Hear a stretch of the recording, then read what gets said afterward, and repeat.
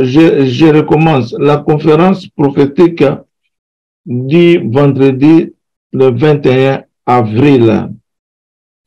Mes amis, Dieu dit au président actuel du Congo RDC.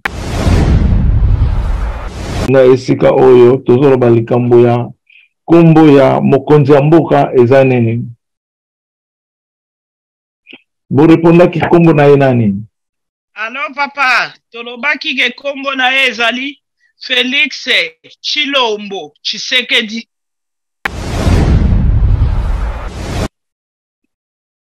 Pasi oyo koti na Congo, c'est terrible. Batu nyonso bazo lela. Amen. Félix Tshilombo Tshisekedi. Antoine Félix Tshilombo Tshisekedi. Et comme il se Antoine? Amen, papa.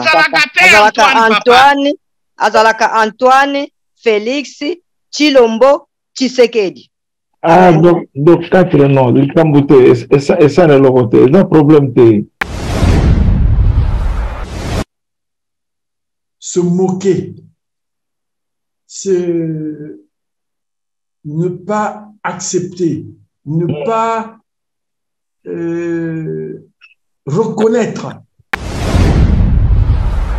Le système. Nous avons le système qui ressemble au nom de Elinzeza. Elinzeza, c'est le fils de Jésus-Christ de Nazareth. Tandis que Nazamuli Santo, Nazali configuré dans 113 dans la Bible. Donc Jean 1, verset 1 à 3. Jésus a dans 4, Nazana 3. Au commencement était la parole. Naza et Bendeli Yamokili. Je suis le commencement du monde dans le mystère de Dieu. Nazolo bango avec bienveillance, avec esengo na motema nanga, nazo bangate, nazo kosa mutute.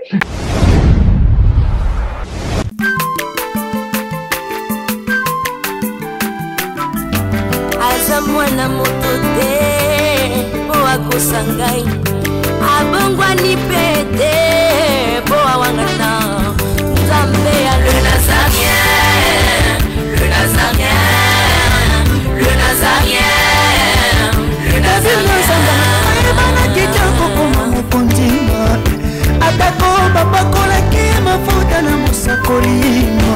Lelo ya yobolingo ebateli le Nazarien, lipamboli oyo mona na katembeni mama kandelobi. Koleke mapapu, masope mafuta, toko kesitana longo na nzambe oyo babenga na makomi Jésus. Je recommence la conférence prophétique du vendredi le 21 avril. Mes amis, Dieu dit au président actuel du Congo RDC. Dieu dit au président actuel du Congo RDC, message Ali, qu'il soit attentif au cri de mon peuple. Que le président soit attentif au cri de mon peuple. Le peuple se lamente trop. Il doit être conscient de ça. Message Nzamba Pessier. Oyo. A blasphémer message oyo. Il a un problème sérieux. Nazoba pobino. Makamno sezaka kaliseki. Makamna bino nyo sezaka kabuzoba. Makamna bino ezaka na mawate. Ezaka to sambela te. To zwata méditation te. Makamna bino c'est la méchanceté. Une mentalité désordre. Yamona pono koma christicien. Nzambe moka pona yo, andima yo, akomisa yo christicien. Christicien, ce n'est pas n'importe qui. Christicien, oyo babengaka saint, oyo Bible ezoloba na tango ya suka, ba saint ya Nzambe bakozwa reine ya autorité nyonso na likolo. Ceux qui sont choisis dans le ciel sont des guerriers, ceux qui sont choisis sont les guerriers dans le ciel sur la terre. Ce sont eux qui sont des chrétiens. Baza saint. Ils ont facilité. Oyo babengaka ba chrétien na mboka moko soki wapi et pas apôtre Paul akendaki bango kuna nde ba bimisaki kombo ya ba chrétien. Mama Deborah akolobela biso ngotang akopesa na ye. Mais christicien euti na monoko ya Nzambe. Ezalaki biloko ezalaki réservé pour la fin du temps. Na balero wana te. Réserve ya Nzambe yango nde bando sala sikoyo. Réserve ya Nzambe. Biso toza ba réserve ya Nzambe. O Nzambe alingaki toza na fin du temps. Toyeba kango bien. Il ne faut pas blaguer, il ne faut pas jouer. Na ko répéter le sous. Bokotaka na vie privée na ngai te. Vie personnelle na ngai te. Toza musu mentalité ya bomoto na nga.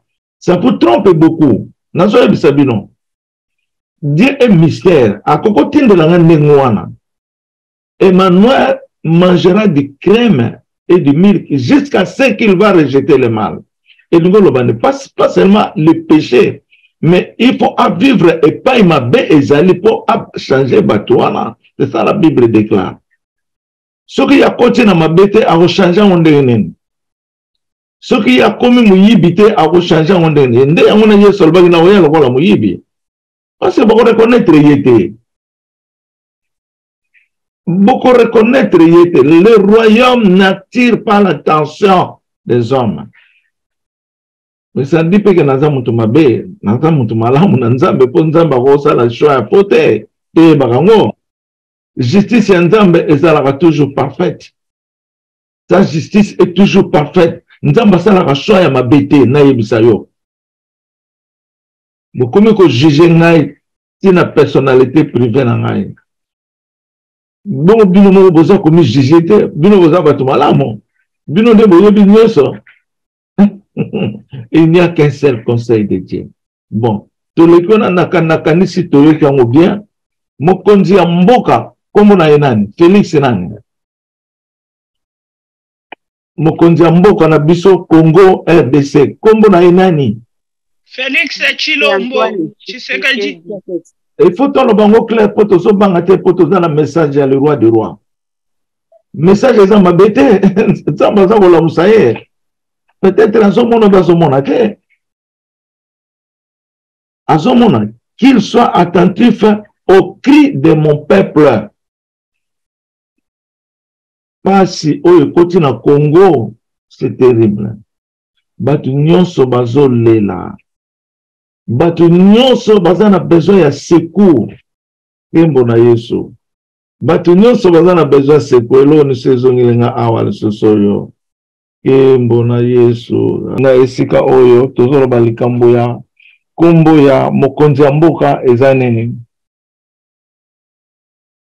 bo reponda ki kombo na ye nani. Alors papa tolobaki ke kombo na ye ezali Félix Tshilombo Tshisekedi. Amen. Félix Tshilombo Tshisekedi. Antoine Félix Tshilombo Tshisekedi. Et comme il se Antoine. Amen, papa. Azalaka Antoine Félix Tshilombo Tshisekedi. Ah, donc 4 noms. Il camboute. Et ça, c'est le côté. Il y a un problème. Nous avons un combo de lingi. Nous avons libre un combo na ça va bien. Bon, papa président na biso to pesi message na ye oyo aza proche na ye. Oya koki koyoka message à travers songolo apesa message que Nzambe ya likolo na se apesi yo message ezali qu'il soit attentif au cri de mon peuple. Nzambe alobi sois attentif au cri de mon peuple. Kongola matoi yoka tala peuple na yo ndenge azali peuple ya Nzambe pa peuple na yete peuple ya Nzambe azali peuple ya Jésus-Christ.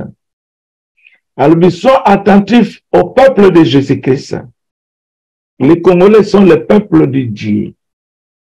Les Congolais baza évidence ya Nzambe na mabele. Mais il y a un besoin de souffrir pour vous compliquer pour rien. Et donc, on peut aller dans le Congo. Pour aller beaucoup m'embrouiller na ba science occulte, ba religion, ba représentant, tout le ba leadership. Mutu nyonso alinga zala leadership. Na yeso bino nga elinze zana weli sakate. Mon père est parfait. J'ai confiance en celui qui m'a choisi. Na yeba kite na zala kinani. Na luka ki yango te. Naza assoiffé à pouvoir te. Naza no bango bien, je ne suis pas là. Mais naza na kacha motema ya Nzambe. Papa nanga bendanga na mai, na benda kiyo na mai. Naza na tina ya makambo mukilite. Résidence langue ezalaki likolo lelo komi na mabele. C'est ainsi que je souffre. Koza nature langate. Bino bolingi bozala ndenge wana na bapasi, bo meseni nango na sorcellerie na makambo ebele. Mais likolo eza lumière sainte. Likolo eza lumière sainte. Eza na buzoba te. Yangona motana biso le président actuel du Congo. Naza sirke sojo message yo remercier Nzambe na ya likolo ya mabele Jésus-Christ Nazareth o to mona kaeka ka Jésus meto yebi ete mona na ya yebi po avivaka na kati na ye ba misusu po oyo bazwi bolingo Nzambe ba yebi Jésus-Christ qui est Jésus o ya na kombo ya Emmanuel aye na kombo Emmanuel. Emmanuel eza na Bible. Bible zoloba, Dieu avec nous, Dieu parmi nous. Cherchez le royaume des cieux. Poto que ne musikate poto za na témoignage. Nako zonga mamuke sima na prophétie o to za na besoin. Bongo to zonga la titre na biso ya que le président Félix doit être attentif au cri du peuple de Dieu. Tokuzonga tokoyeba nani oyo azo révélation wana ye moko akotela mana plateau ya royaume akopesa révélation oyo azwi oyo Nzambe alobeli. Merci beaucoup. Toke na prophétie suivante, date lundi le 17 avril 2023 à 22h21. Na yoki nazalaki kosolola na mwana na nga ya mwasi Marie Magdala. Est-ce qu'azali Maman Mbembo ozali? Oui papa, nazali papa. Alléluia, ozali ok. Nde na yebise na binazo yoka na matoi na ngai ba ange bazo yemba hymne national congolaise. Hymne national congolais. Bilo mwande ngwana. Siko totiango na YouTube pe ba Congolais ba yeba na bango lisusu. Histoire mboke kufa. Bana ba yebi société na ba classe ba yebi lo mo société. Histoire ya mboka ekufa. Mboka za susu na culture te, za susu na orientation te. Mboka bandaka ndenge nini. Bokoko ya mboka na biso bandaka na ebisa bino bokoko ya mboka na biso za royaume. Eza présidence te. Na 726 le 9 janvier 726 royaume Congo ezala déjà fonctionnel. Avant Israël est manifesté. Nazo ebisa bino. Elinzenza akomaka na ba moment oyo nanu mokili nanu ezala kite. Elinzeza azala na le premier jour papa nanga asalinga na premier jour. Mokili nanu esalamite. Na ken tawa asali mokili na kendeki pe na zongaka. Ozomona yana biso sabino photo yebaka histoire na biso ya Congo. Congo, c'est un royaume de Dieu. Congo ezali royaume ya Nzambe. Congo ye moko aza makila ya Nzambe. Congo azali Nzambe. Ba Congolais bozali ba Nzambe ya mabele. Soki yoza mwana Nzambe ozana loza Nzambe te. Naza koloba Nzambe le tout puissant, le tout puissant za moko. Vous comprendre? De yanwana il faut te ba bokoko na biso. Papa nanga lobaka nanga l'air nyonso. Congo sans le nom du royaume Congo. Congo ekozaka na succès jamais. Ekobanda kolelaka yanwana Nzamba komo rappeler mwana na ye Félix Tshilombo akomi ko rappeler que mon peuple pleure. Nous rappeler na trône, mon peuple crie beaucoup. Est-ce que vous mona sois attentif? De toyo comme message wana lelo epaya mona na biso akopesa ndenge azolila ki message na ye. To debriwan to likwa to banolo balikama hymne national. Hymne national est un signal ya kolakisa ke un nouveau système ekoti na mboka. Un nouveau commencement, une nouvelle vie et bandi ko fonctionner. Tant que yembaka hymne national, et ça la trompette, à ce que ça signale que Makambo est changé. Mais pas tout le monde a dit na bino bobanda lobaka. Mais Nzamba lobaka kala po Nzamba préparaka. Nzambe azal kola mutute, Nzambe abungisaka pona bana na ye. Nous ne parlons pas de choses qui ont été, nous ne parlons pas de choses cachées, mais nous parlons de choses prévues pour la fin du temps. Nous parlons de choses pour notre gloire. C'est ça la joie qu'il te faut. Ce sont ces choses-là qui vont nous porter la joie qu'il nous faut. Livre Mokoya. Livre nous fait dans la bas, volume moko presque la Bible, la Bible est dans mon nez. Peut-être bah volume moko comme ça. Et que ça la peine, t'as ndenge Bible est bon, ndenge dans la senga. Livre wana est dans noir, mais couverture na moi est dans noir, non couverture noire. Mais écriture est dans la jaune, ne kaka. Na écriture bah comment? C'est ça la joie qu'il vous faut. La joie qu'il vous faut. C'est ça la joie là que le Congo attend aujourd'hui. C'est cette joie. Ce que je parle, qui vient de moi, ça vient du trône de guerre. C'est la vérité, rien que la vérité. Vive la parole. Vive la vérité de Dieu. C'est son trône à son cœur. Ou bien c'est son trône dans son cœur. Le trône de Dieu, c'est à son cœur. C'est sa bouche. C'est ce trône qui parle la vérité. L'autre, c'est la vérité. Il faut saisir la parole. Dans le Bible, tu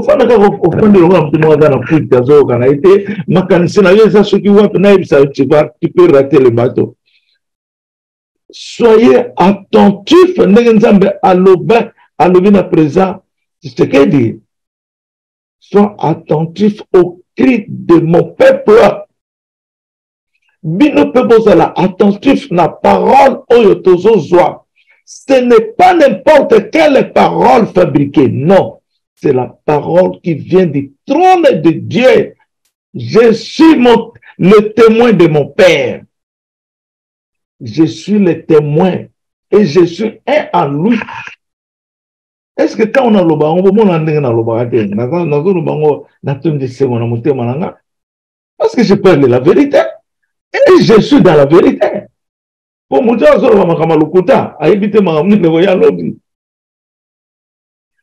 soyez attentifs. Pourquoi sois attentif? Votre question. Pour nini, soyez attentifs. Question. Pourquoi on doit être attentif dans la parole de Dieu? Ou bien avec la parole de Dieu. Question. Non, pas c'est un secret. Mais voyez bien, mon père. Pourquoi il faut être attentif? Question. Allô, papa. Merci, papa, pour la parole. Pourquoi on doit être attentif à la parole de Dieu? Merci. On doit être attentif à la parole de Dieu parce que la parole, c'est la personnalité de Dieu. La parole que nous écoutons, c'est la personnalité de Dieu. Quand nous écoutons la parole, nous vivons la personnalité de Dieu. Donc, Nzambe akota na kati na biso selon l'appréciation que nous vivons la parole. Selon la foi que nous acceptons pour la parole. Comme Daniel. Daniel était vraiment inondé dans la parole de Dieu. Mais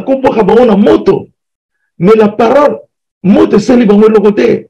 Parce que la personnalité de Dieu était avec Daniel. La parole que Daniel avait cru de son Dieu. La parole, c'est la personnalité potentielle de l'Éternel. C'est ainsi, il faut croire à la parole. Croire en l'Esprit. Quand l'Esprit parle, il faut croire.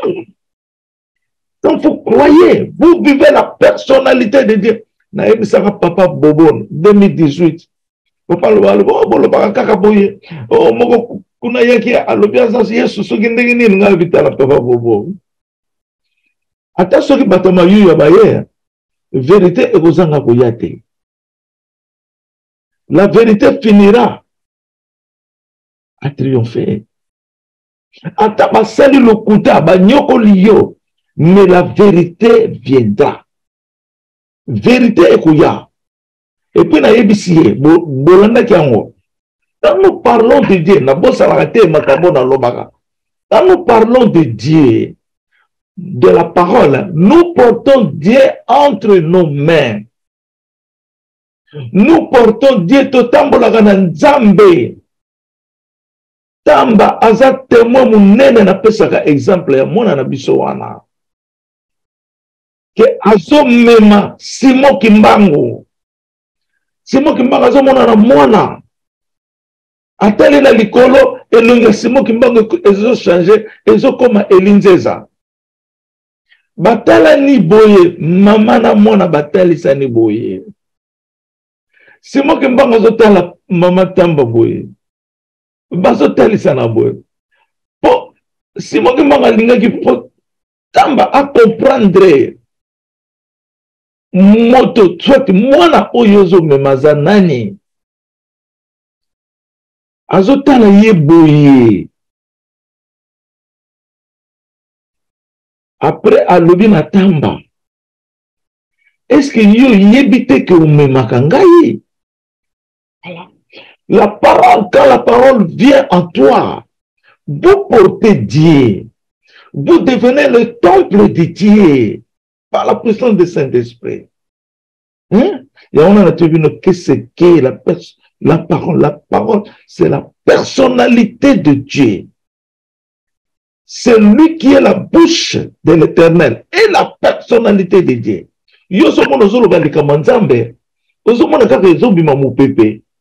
Parce que Dieu est esprit. Parce que Dieu est esprit. Et puis, esprit est comme ça la wapi. Et comme ça na corps, oh, yé moka salaki. Et il y a qu'on vivre dans la banane, yé moka salaki. Et qu'on vivre dans la bâtiment, et qu'on vivre dans la simanda koute, le qu'on le diabolo. Non. Il ne se cache jamais de quelque chose. Il se cache de lui-même. Parce que c'est un Dieu de réserve. C'est un Dieu potentiel qui a beaucoup de discipline, qui a beaucoup la science, donc rentrée en Dieu. La connaissance. Il est la première connaissance. Azap, netina prophétie. Oh, papa Bakana Lobaki, attendez la gibiso.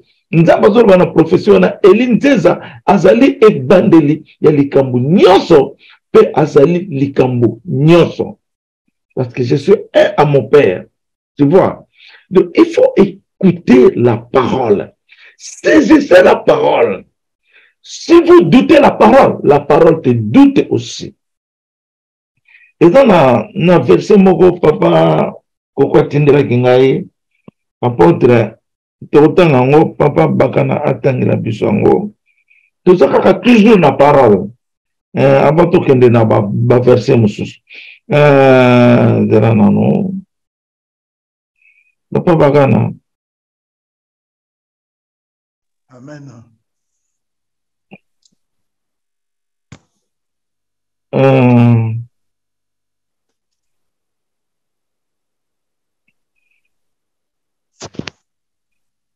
Nous avons apôtre Coco Awa.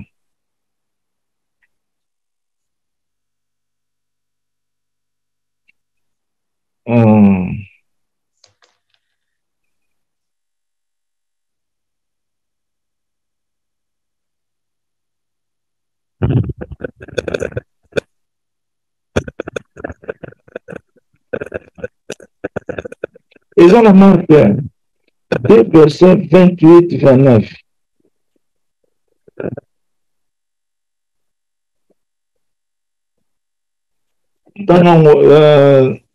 Ils ont la marque 3, 28-29.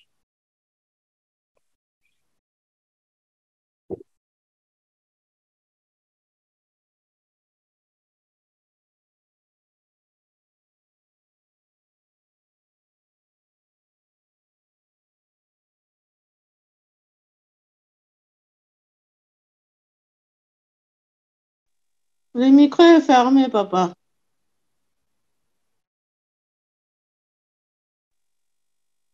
Pardon. Je lis au nom de Jésus-Christ. Marc 3, versets 28 à 29. Je vous le dis en vérité, tous les péchés seront pardonnés aux fils des hommes et les blasphèmes qu'ils auront proférés. Mais quiconque blasphémera contre le Saint-Esprit n'obtiendra jamais le pardon. Il est coupable d'un péché éternel. Amen. Amen. Donc, les en verset 29. Donc, Amen, papa, merci beaucoup. Donc, au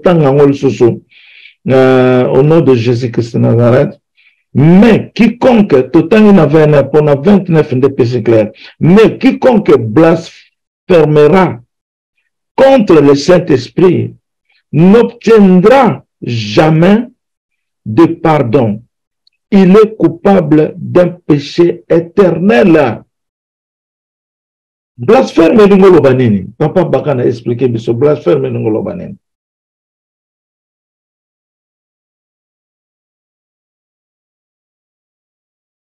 Amen. Parce qu'on a ça à la téléphone, ordinateur n'a pas problème est Merci. Blasphème veut dire se moquer. C'est ne pas accepter, ne pas reconnaître, ne pas reconnaître. Rester dans un état de blasphème, c'est-à-dire que c'est celui qui critique toujours. Qui critique. Qui veut dire blasphème. Nana ko peut ça biso so.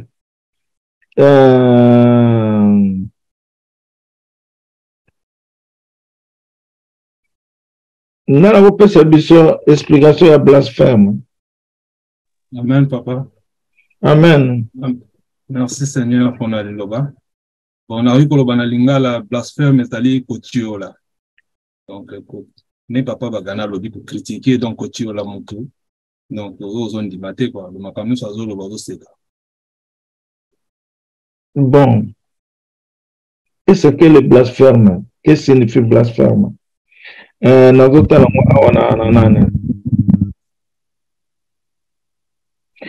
Un blasphème est une attaque verbale ou écrite du nom des caractères de l'œuvre ou des attributs de Dieu, en vertu de la loi révélée par Dieu à Moïse. Donc, et ça n'a pas été na Moïse, tant na nombre, si je mets c'est Lévitique 24, 10, vous pouvez noter, Lévitique, hein? Non, c'est maman Gilles, pardon, papa. Non, Nalingana le baraka, est-il ainsi t'es fait à l'air Dieu? Les blasphèmes pour les croyants. Ainsi t'es fait à l'air Dieu. Donc, au finga, ou aza ko insulter, ou aza ko finga nzambe, aza ko minimiser comme ya nzambe. Donc, bon, nakanisi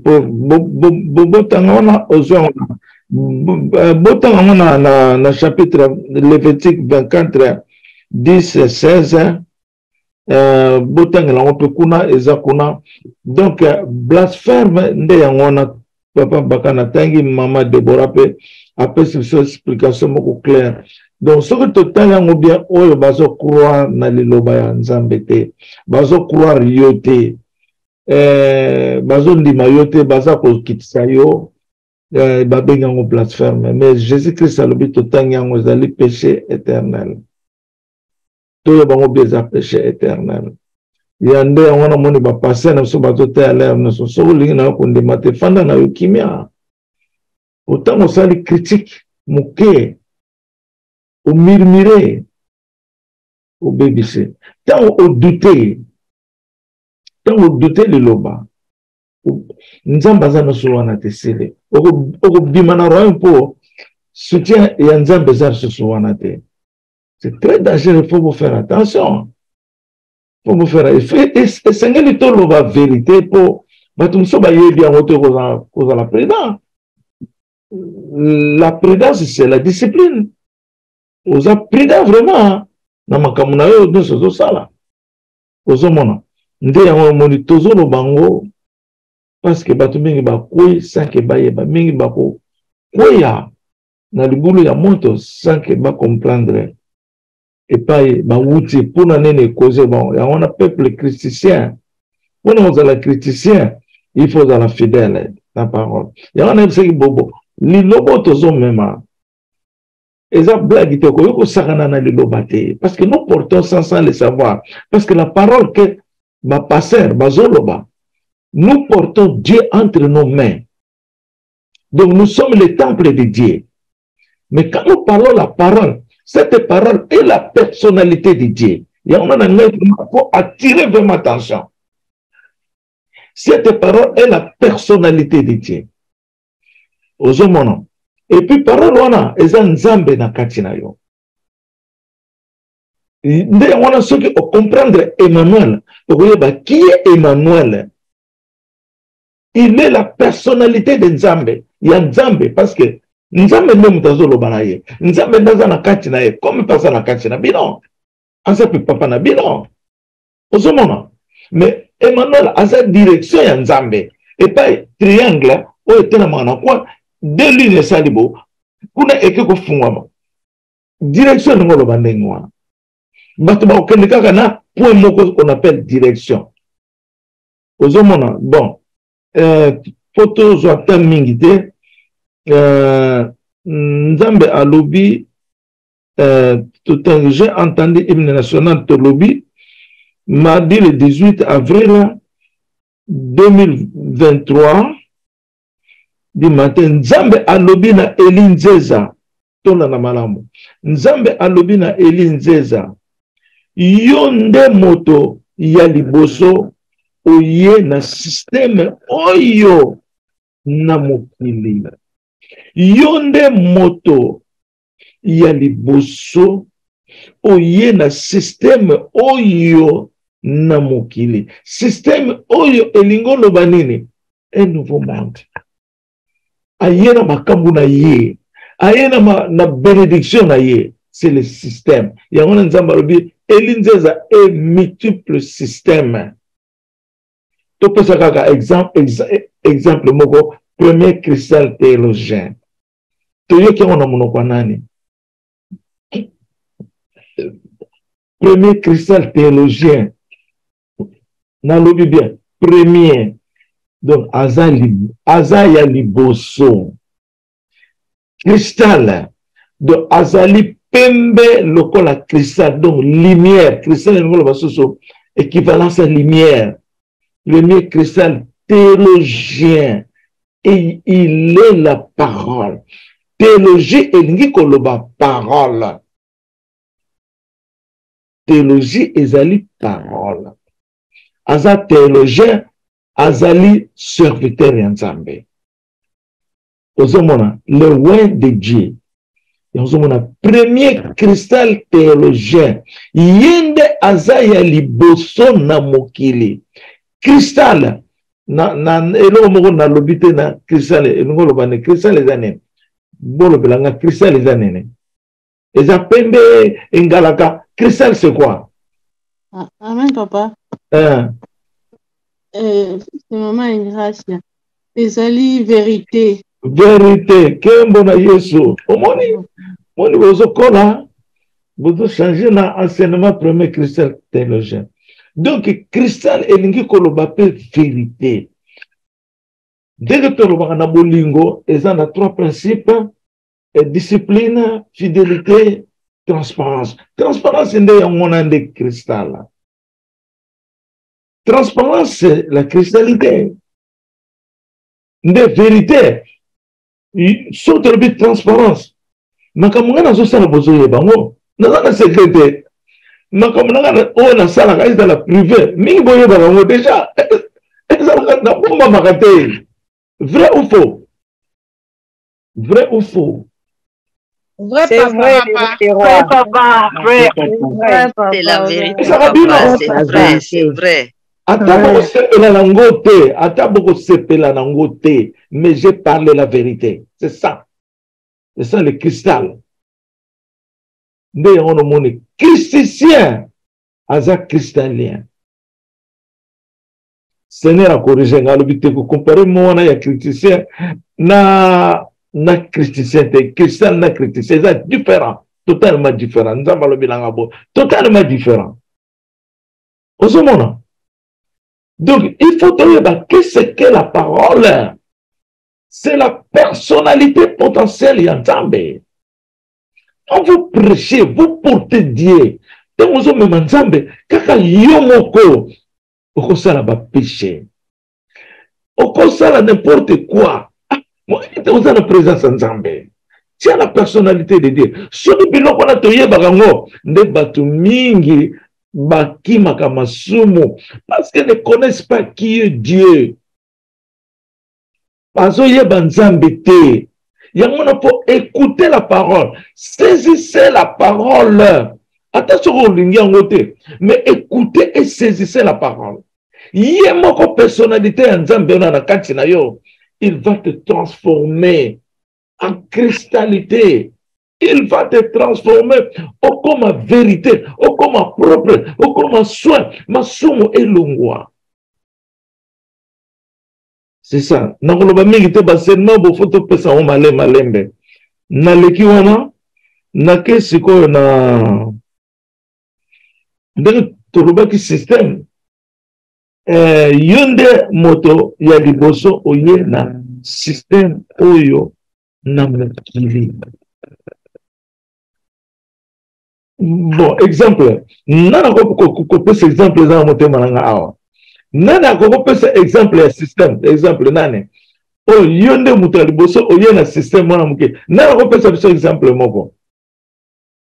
Kembo ya Yesu. Bo tombo la misapi. Nana ko pesa exemple moko ya système oyo ye na mwana mukele. Papa bobo ko taloba ki yango. Alobi oye ko changer église de réveil, ce qui réveille, église de réveil.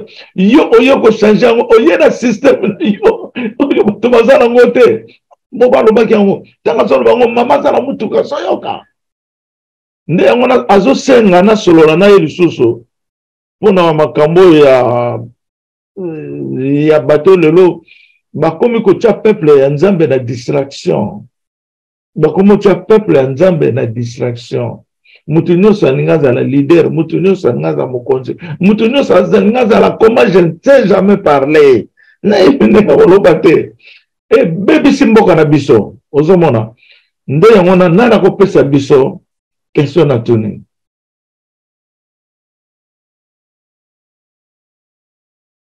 Amen, papa. Amen. Na oui, pour mes cas, pour le système de matrimine 3, bien, on le dit bien, on peut se faire un titre, mais on peut se exemple, on peut se exemple, il y a système. Ah, sorry, papa, la comprenez question, madame. Désolé. Ok. Par exemple, il y a système des amis. Mais il y a des moutons, il y a un miroir, il y a les camouana dans mon kilo. Amen, papa. Amen. Ça, maman, apôtre Gracia. Système est conformé par apôtre. Conformé par apôtre. Amen. Système est conformé par apôtre. Kaka. Royaume de Moutaye na biso na système mwana. Mais Jésus peut informer, il peut apôtre naé. Jésus peut informer, il apôtre. On le vit bien. Mais c'est quoi? Il y a ça, ça n'a que 12, mais c'est combien plus que 12. Allô, papa? Système maison de oui. Oui, papa est long. Ah. Oui, merci, papa, monseigneur. Yarope Sangali Loba.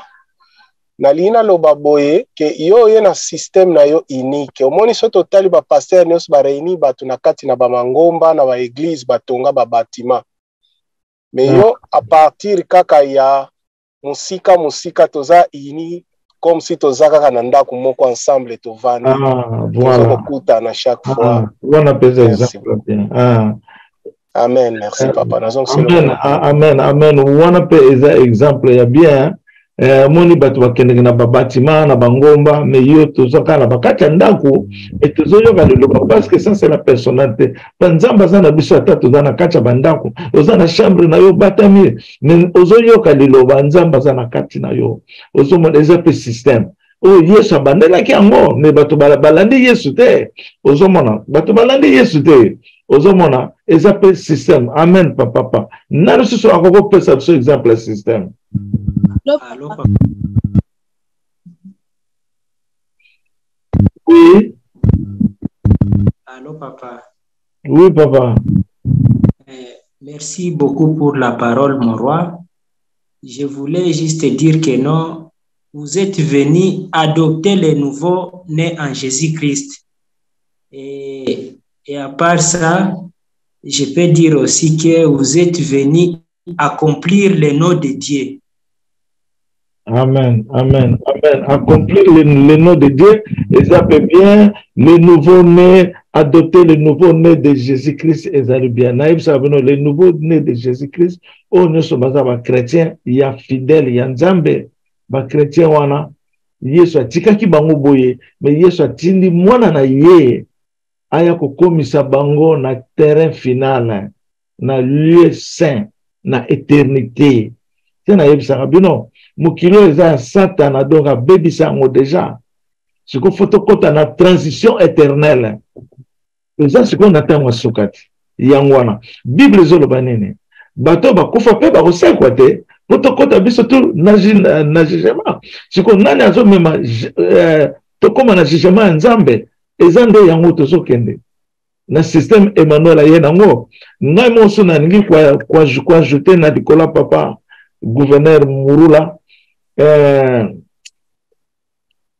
nzete ya sika ye na mokili oaza mwana muke mwana wana kokola ayepe na makambo na ye ina ndenge na ye eza système ndenge peso papa nanga lobi ye akomema royaume na ye na ndenge alingi donc eza lisusu système toko mona ekobundisa biso mais bakolonga te po autorité dans la papa na biso Jésus Christ de Nazareth amen na lususu akozala na idée ya kopesa système. Allô papa. Mama Nelly Mabundi. Papa, yo pende muto na système ya mai. Opesi biso formule ya mai. Alléluia. Loba na yona kata yote mama. Merci papa. Formule ya mai. Ba pasteur bazali ko bondela ko imposer bato maboko. Yo sambelaka na bato en longue distance. N'importe quelle maladie muto aza nango. Oyebisi kaka zwa mai sala boto. Sali ba formule wana. Tomoni ba makamusu ezaki na banzoto na biso ezo disparaître. Yo ne mutu papa na système a formule ya mai. Pour na lobby qu'on a biso. Merci papa. Amen, amen. Kobakisate meza nango déjà na kati ya système. Papa na biso gouverneur Robert Kombo. Yende ayebi ko expliquer ngo bien koleka nga. Papa na biso gouverneur Kombo na Kombo Elinzeza. C'est terrible. Mutazo koma mbwa, diable comme mbwa.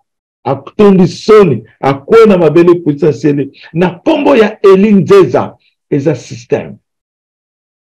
Oazali même Jésus-Christ de Nazareth. Pour Jésus-Christ aye na Kombo Elinzeza. Bato basambelaka Jésus, est-ce que bomona kaye natuna. Yoko komona nzamba lobaki na Moïse. Mutu moko komona ngate. Pourtant ikoka kite. Nazo bisabi non. Le temps n'était pas encore là. Moïse a dit que mais la Bible est zoloba. Moïse, Nzamba zoloba. Nzamba zoloba a solo la gana Moïse face à face. Bible, naïbi verset on se souvient. Bible zoloba que Moïse a lié qui n'a Nzambe. Ce que vous le qui verset na bomo nango. Abraham a lié qui n'a Nzambe. Le Bible zoloba ko bomo Nzambe. Tu vois?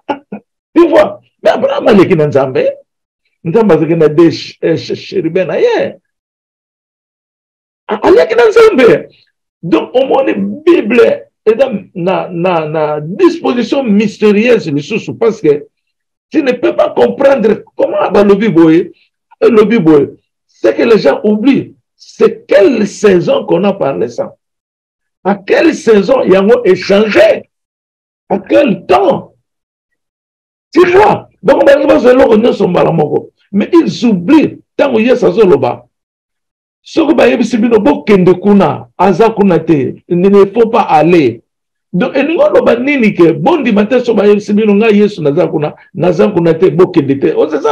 mais Jésus a une saison nini. Les miracles s'opèrent beaucoup plus à trois personnalités. Le temps, la position et la location. Le temps de la saison aussi. Il y a question. Il ne faut pas aller après. Mais les disciples, la question n'était pas posée. La Bible, c'est à quel moment? Mais mais Emmanuel n'a pas répondre à la question. Il vous conduira à toute vérité. Moment où Jésus a dit c'était le moment. Il y a sauver le monde na Eli la masabatani na 3 jours ya kokufa na ye avant assez quoi 3 jours wana ezalaki Yesu azana dans la mort ko sekuta ko pesa batu na kati ya liwa na mukilo azalaki absent mais papa na ya azalaki na biso na mukili mais ye azalaki te il était absent. 3 jours de reconstruction d'une nouvelle maison. Il n'était pas ici, mais c'est son Père. Parce que le mystère de Dieu manifeste par le Père, le Fils et le Saint-Esprit. Donc le Saint-Esprit, azali action de la parole de l'Éternel. Donc il y a Zangagate, il y a manifestation. Et nous, on est sur Nzambalingi. Autrement, dans 3 jours de sa mort, Jésus est absent. Il ne faut pas aller après. Ce qu'on a ajouté une question. Nani a monaki Jésus pour la première fois après sa mort? C'était qui? c'était Marie Magdala. C'était une femme, hein, pas un homme. Hein.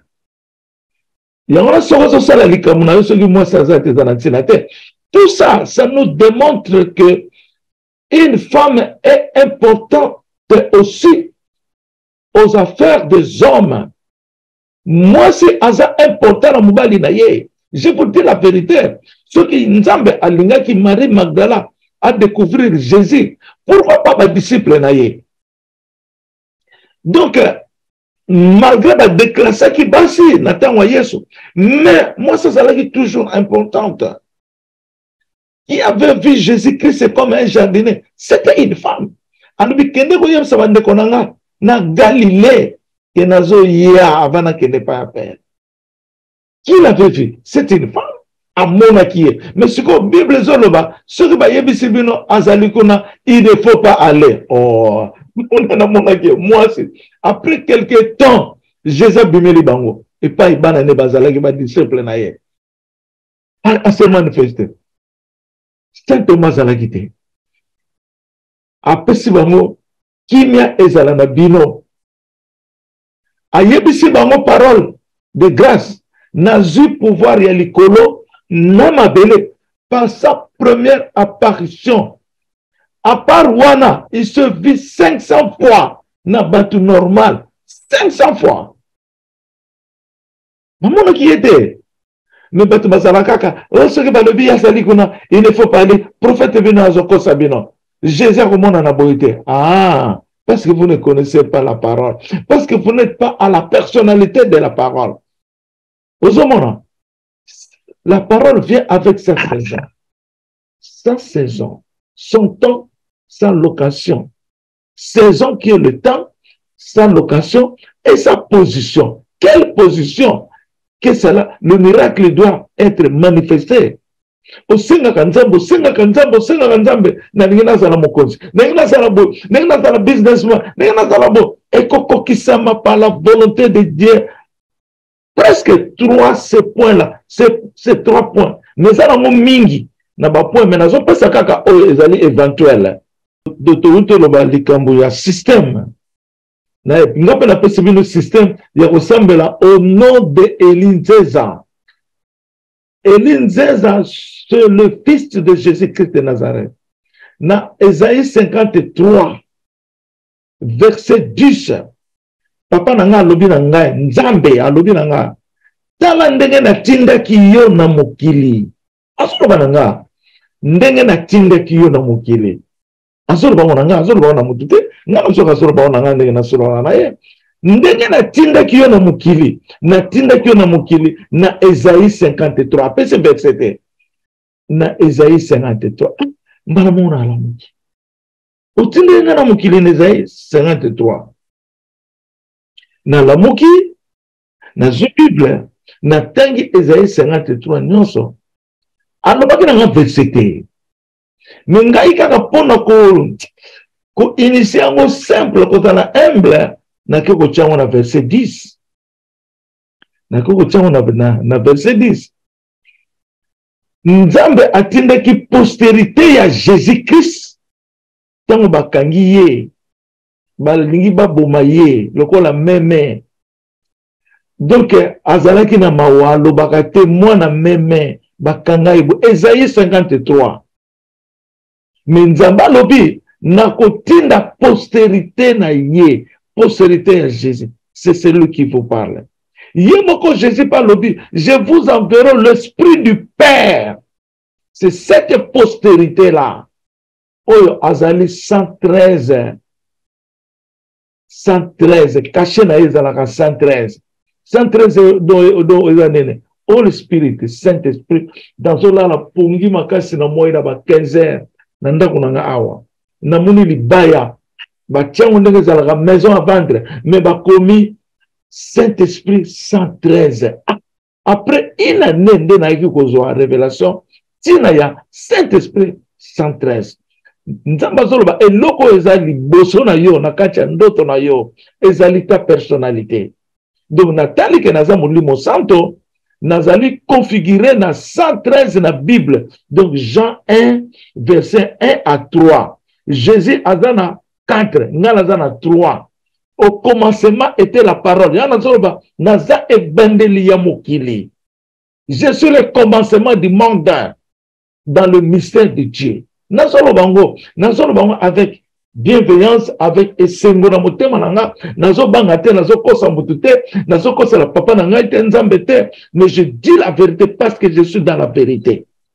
Parce que avant na kolobela bino babiloko yo, ezokinga bambula, tant nzamba zolo balanga na bitoyi.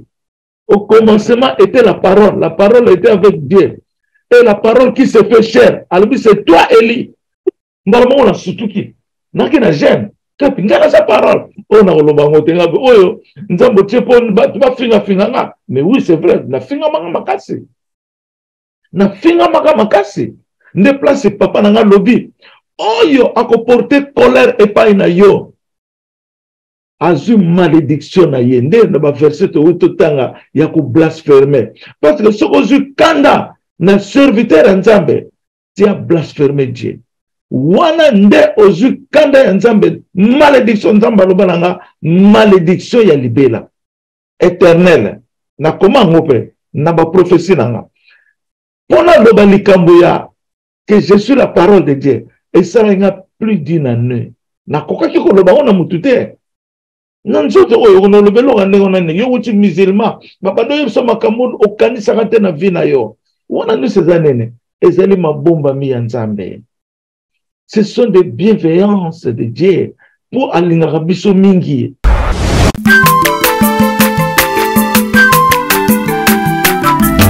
Aza mwana moto te po akosangai abongwa ni pete po awangata nzambe ya le Nazarien, le Nazarien, le Nazarien, le Nazarien. Atako bapakolaki mafuta na mosakolima lelo ya yo bolingo bakeli le Nazarien